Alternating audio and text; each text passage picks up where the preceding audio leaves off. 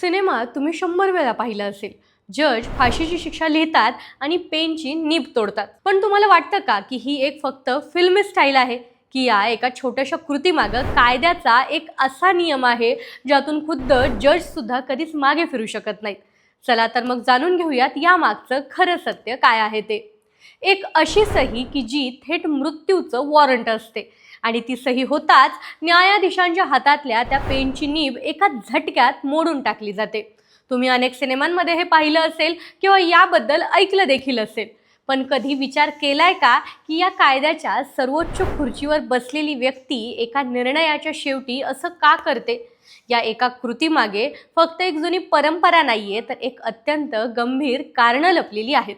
यातलं पहिलं कारण म्हणजे त्या पेनची पवित्रता आणि गुन्ह्याची भीषणता.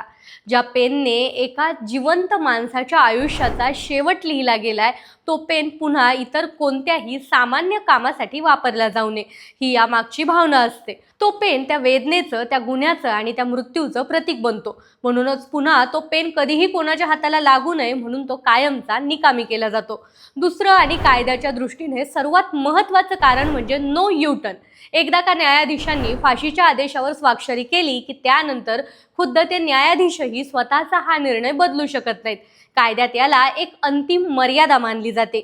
पेनची मोडलेली नीब हेच दर्शवते की आता हा निर्णय कायमचाच लॉक झालाय आणि आता यातून मागे फिरण्याचा कोणताही रस्ता उरलेला नाहीये. पण या सगळ्यात एक तिसरंही कारण आहे. ते थेट माणसाच्या मनाशी जोडलेलं आहे.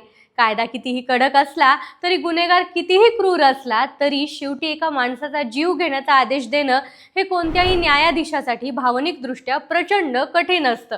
न्यायाच्या खुर्चीवर बसून ते आपले कर्तव्य तर निभावतात, पण एका जीवाचा अंत केल्याचं जे असह्य मानसिक दडपण असतं ते त्या पेनची नीब मोडून एक प्रकारे स्वतःला त्या दुःखद कर्तव्यातून मुक्त करतात.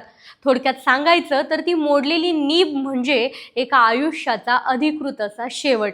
त्यामुळे पुढच्या वेळी तुम्ही जेव्हा एखाद्या जजला पेनची नीब मोडताना पाहाल, तेव्हा लक्षात ठेवा ती कोणती फिल्मी स्टाईल नाहीये, तर न्यायाचा सर्वोच्च आदर आणि अंतिम शब्द आहे.